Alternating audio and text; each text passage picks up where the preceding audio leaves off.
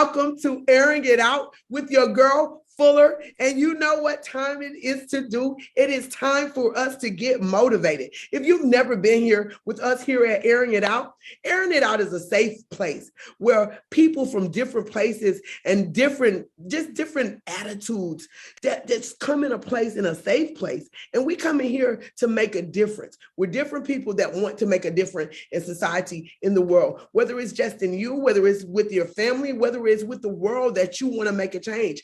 That's what we do here at Airing It Out.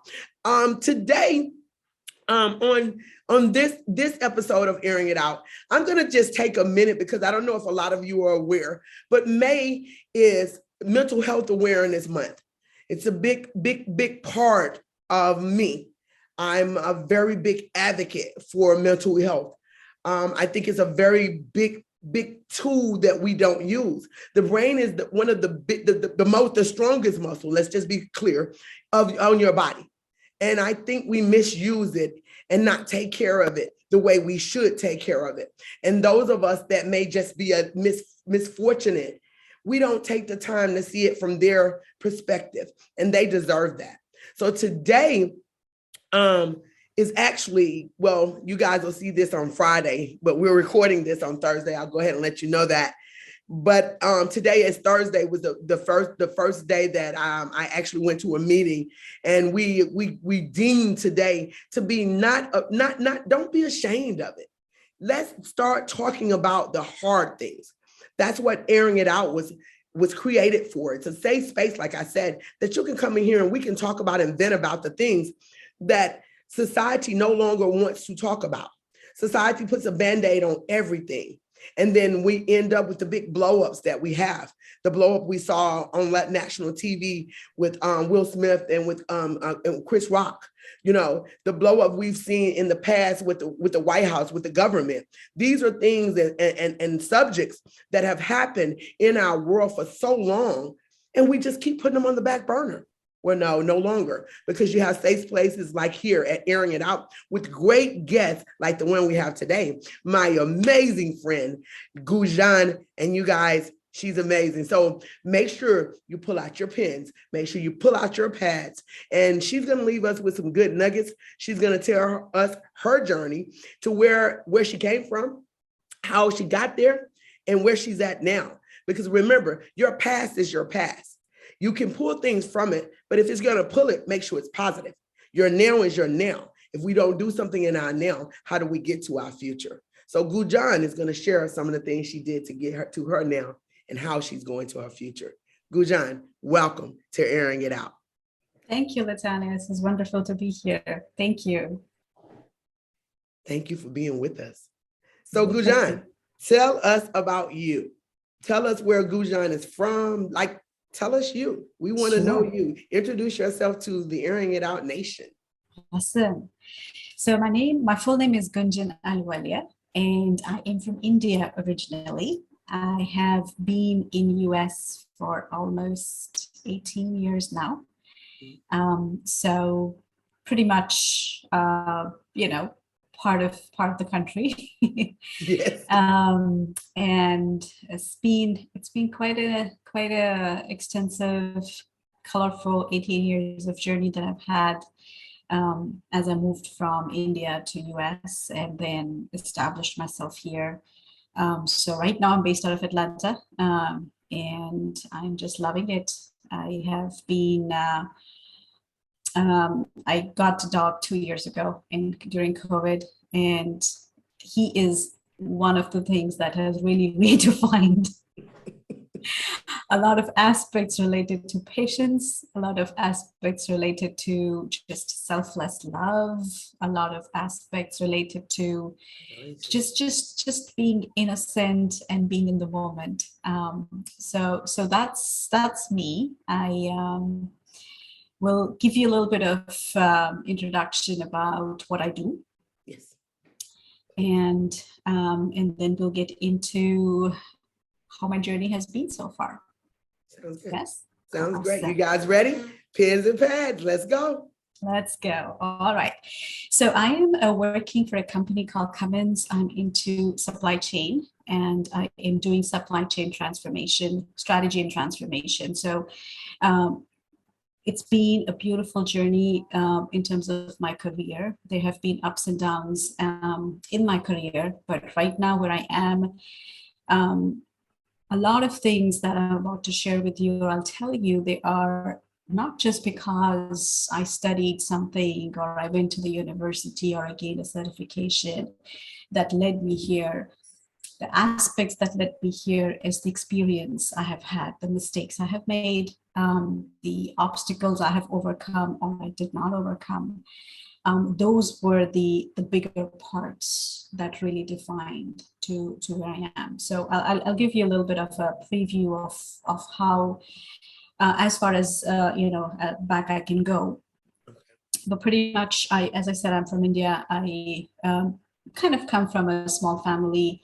I have an older brother, and back in India, basically, there is always a lot of focus when you're growing up on education, right? And as you grow up, if you are females or girls or women, the focus then becomes on getting married or starting your settle down and get started a married life and things like that.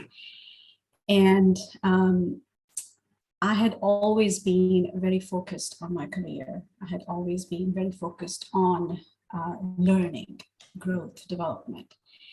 And that aspect always defined me. So in spite of, different society pressures, family pressures, and I have a lovely family. I love my parents, yes. But it's just, how things go about, right? So just making sure how things were progressing, I kind of, went through the flow. I made sure I did my education, because that education, quite honestly, has been, if you want to call it, something that I can fall back to. So every time I needed support, my education was there to support me, whether it was a job, whether it was seeking things out, whether it was, studying something different. It started from that learning and development. So I got married back in 2004. I'm sorry, it's been a long time. And I moved to US. And so as I moved to US, I obviously had to leave my job because I was changing the country. So I would say most of my awareness of my human revolution, if you want to call it, started when I got married and I moved to US. Okay. So I moved in Minneapolis, and I still remember I was still that girl from India, still not sure of how things are going to be. America, US was a very different flavor on top of it. So there was a lot of newness in my life. I was newly married. I was living with someone who was new to me, my husband. I was in a new country. I did not drive. I spoke the language, but how you relate to that language, how the accents and stuff like that, it was too many different things. Yeah. And imagine coming from India in Delhi, which is nice and warm and hot, to Minneapolis, which is cold, yes, and that dark. A system and culture shock. Exactly. And I would say that's where I would like to maybe say that's my baseline journey, Latanya. That's where things started as far as I can relate back to, right? So as I got into my married life, I was not having a job. I was supposed to be dependent on my husband, and that was not me.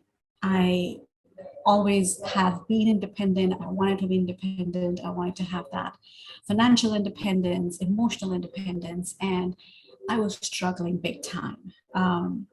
And it just took a struggle. It was a struggle for, I would say, almost 7 to 10 years. So let me interject right there for a few minutes.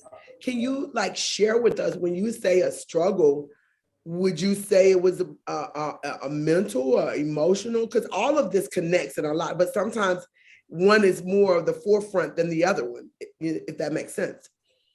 It was both. I would say it was mental and emotional, because quite honestly, that period of my time, I was lost. I could not define who I was. Okay. Okay. When I was employed or I was in India, I was either, I didn't know how to identify myself, because I would identify myself that, hey, I work for so-and-so company, or I'm so-and-so's daughter, or, I'm studying such and such. So I had something to identify myself with. That period of life, I didn't know how to identify myself. Mm. Who am I? What is Gunjan doing? Mm-hmm.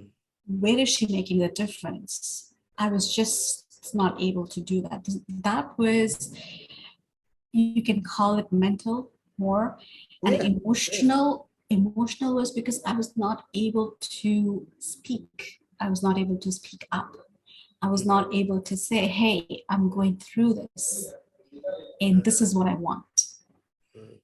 Right? So pretty much inside of yourself, inside your own head. Correct. So imagine getting up in the morning, going to bed with that same heaviness all the time on you.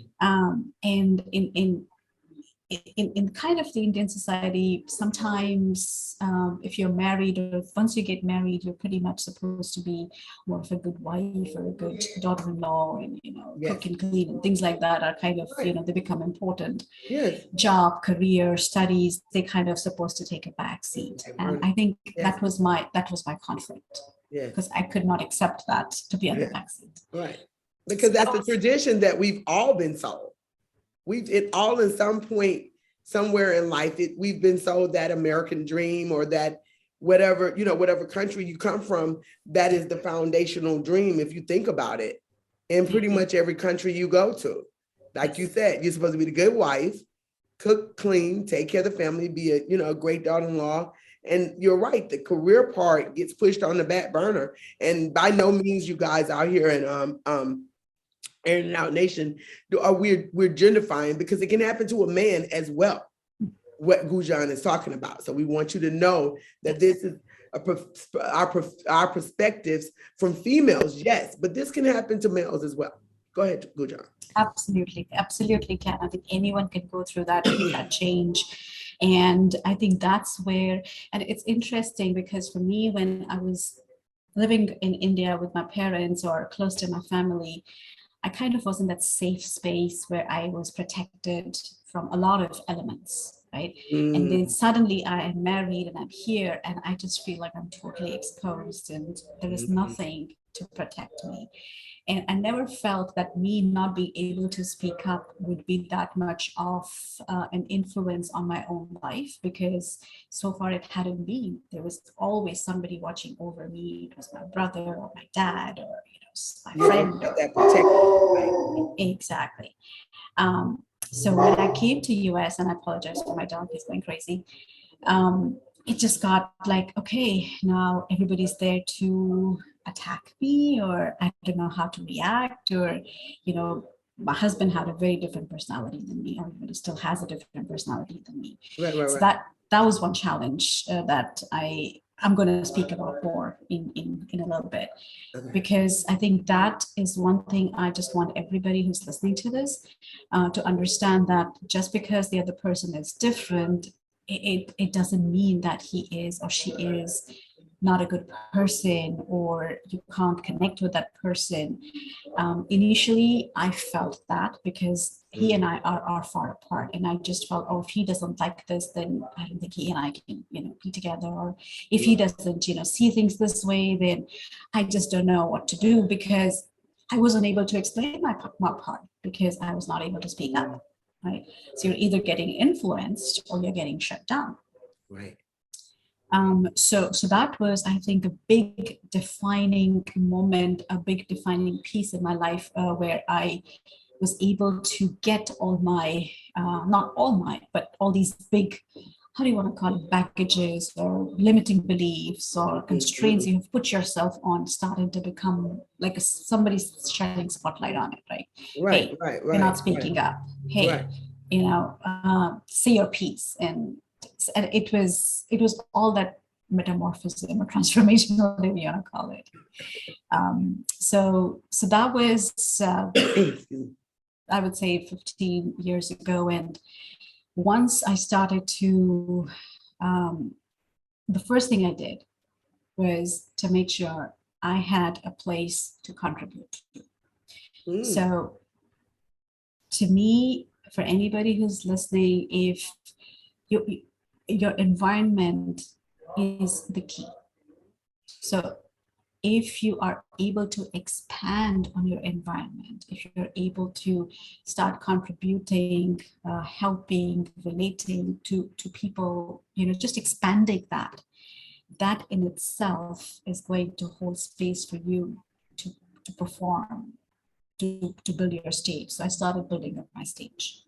Where am I going to perform? Where is Gunjan performing? Gunjan is not performing at home cleaning dishes. She's performing somewhere bigger. Right? So where is she performing? So I started to volunteer because I could not work. I had to go through the immigration, custom, whatever process that US has to. Right. And I know that had to be I heard that it can be trying going through the entire process. It takes time. It takes a lot of documentation and stuff like that, and patience. And I said, well, I still have to perform. So I started volunteering, and I volunteered in a couple of places, but the one place that I volunteered was in a senior home. I would take a bus after my husband would go to work. I would go volunteer for the day. I would come back, and it was so how do I say, fulfilling. And it's interesting because I thought if what was fulfilling in my career was that I was getting paid for what I was doing. I was not getting paid for what I was doing here, but it was so fulfilling. And I guess that's how I started to open up, connect with people. I would see people coming on around 3:00. Do I have some mail? And I would help them with some projects, or can you put this in the computer? Can you send this email? It was just very, very gratifying. And due to that, then I jumped on and found a job in Cummins where I'm working now. And interestingly, when I interviewed for that job, I was interviewed for an hourly job. And that hourly job, when I went for that interview, I think it was the second interview when the person who was interviewing me told me to go apply for the actual position, which is an exempt position. So I did that, and it took time, but I was hired as a full-term employee into the company. Wow! Well, congratulations on that.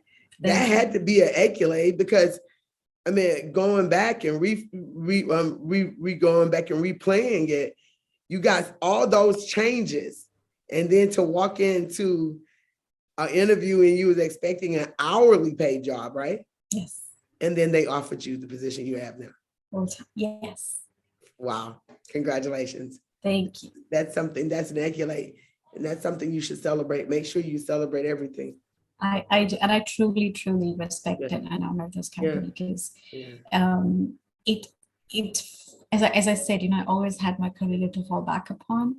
This is why, because I was going through all this emotional chaos, and then this thing came up, and I just kind of clinged myself to it.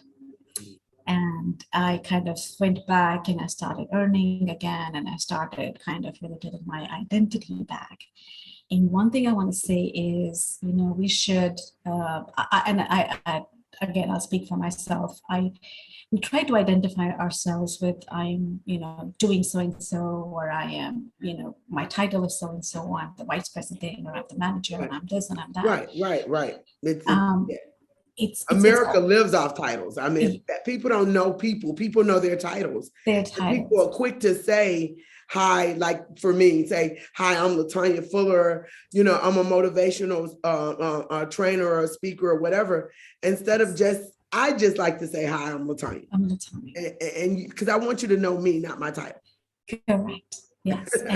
And I think that thing came about in a very clear way, because it's very easy to get lost in this, because as you are working through and you're like, oh, I'm, just an assistant, I want to be an executive assistant, and I want to be a manager, I want to be a deputy manager, I want to be a director. It goes and it goes and it goes. And and I did kind of in a little bit got into that mode, but that mode only gives you, you can get the title, but Mm. what is the title bringing you? Right? I Mm. never thought that. I was always going No. crazy for the title. Oh, you have to travel, 20 days a month. Oh, cool, I'm going to do that. You have to do this. Oh, I'm going to do that. And then you're going to become a manager. And then you're going to become this. And then you're going to become that. So the one thing that I have learned through all this is, yes, there will be fleeting, victories. If you do this, you're going to get that. If you do this, you're going to get that. I would say that just live in the moment, just Mm. enjoy in that moment. Mm. Whatever you have, you enjoy that, knowing that there is something bigger waiting for you. And Yes. you don't have to rush into anything. You don't have to make compromises that make you unhappy. And I remember, I think a lot of people have told me this, but there was this one person I used to work with, and I'm going to just speak significantly about this piece, Latanya, because this lady, she has been a game changer in terms of really kind of, you get those people in life who are not very nice to you, but when they shake you, they Yes. shake Yes. you for the better. Right. Right. Right. Right. And Uncomfortable. yes. And I Mhm. was going through all this, race in the company. I wanted to do this, I want to become this, and I was going crazy. So in our areas of life, right? So you have 6 areas of life, but 3 areas are your defining life, your defining areas. You have your family, you have your career, and you have your physical health, right? Okay. And the three of them need to be in balance for you to feel complete, for you to feel happy. Mm. When I was going through all of this, my focus was just career, career, career, career. So I was losing on my physical health, I was losing on my family, right? No And balance. No balance. there was no balance, there was no integration of any sort, because I would just give anything and everything for career. Mm. And during all the stage, all these years that I have been here where I am today, the one learning I got was always strive for a balance, because the amount of money you're going to spend in career, if you're not going to focus on your physical health, you're going to end up spending there. Or you're going to end up earning that money, but whom are you going to spend it with? Whom are you going to spend that quality time with if there is no family, there is no relationship for you? So always, always, always maintain that balance. That is so critical. And I learned it the hard way. And this lady I'm talking about, she was my manager. I had done an assignment in China for 6 years. I was back, and I was struggling because I was just in this environment where people did not still perceive me to be, maybe because how I looked, or maybe because I was not that old, or whatever it was. I was not perceived to be taken seriously for that position. So I was kind of sidelined, and a lot of things were happening to me at that stage. And so basically, she just called me one time and she said, Gunjan, I have a feedback for you. And she was this kind of a really strong, tall lady who could really, her looks were just like, oh my goodness, so look at me. That powerful, right? And so she sits, she makes me sit right in front of her and says, I need to talk to you. And she says, I got feedback from you. I said, what's the feedback? And she says, well, I have been taking feedback about your performance, and I've one feedback, they say that you don't talk in meetings, you're quiet. They don't hear from you. So I said, so what is the big deal? She says, no, in this culture, if you're not talking, if you're not heard, then they might perceive it as you don't know anything, or you're not confident enough in your position, in your level. You need to have that. And that was the turning point in my life on a couple of things. The Mhm. first was, it pivoted me towards neurolinguistic programming, NLP. Okay. Because and then I started searching. I said, how do I do that? Because my nature, as I said, remember I said I have trouble speaking up. Yes. So that was showing up in different areas, not Yes. just my Yes. personal life. It was also showing up in my work life. I was not speaking up. And I Yes. said, Laurie, I have nothing meaningful to say, so I don't say. She says, no, you got to make yourself known. You got to make yourself heard. And the way she said it, it's almost like somebody just kind of exposed you full lights.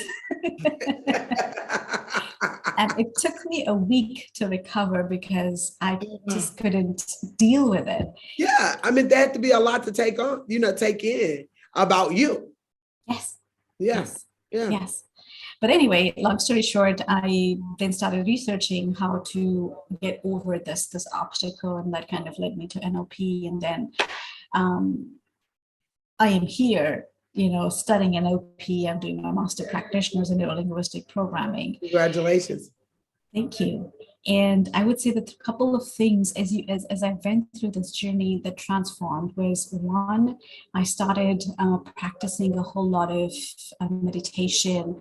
I got introduced to Buddhism. I kind of started integrating the teachings of that.